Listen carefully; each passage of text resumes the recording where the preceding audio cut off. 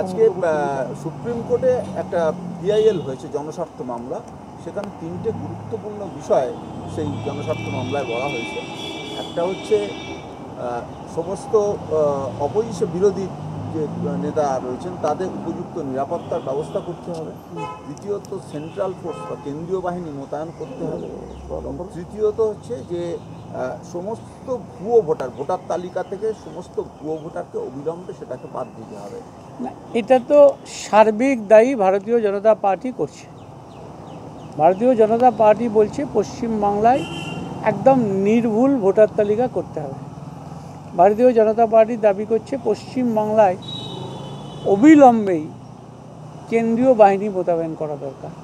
কারণ বাংলায় কোনো গণতন্ত্র বলে কোনো ব্যবস্থা নেই, বিরোধীদের কোনো নিরাপত্তা তো দূরের কথা, একদম রাস্তাঘাটে কোন সময় কার কী হবে কেউ জানে না।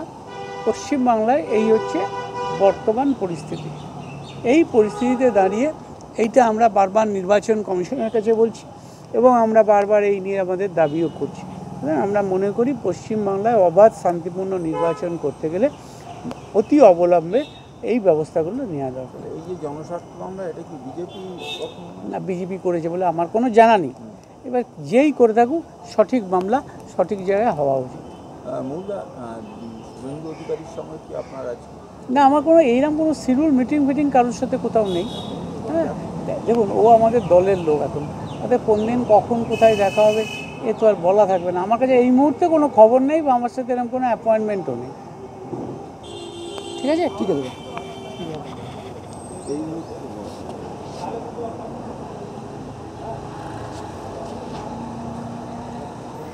আমরা তাহলে বাইরে একটু ঘোরাফেরা করি।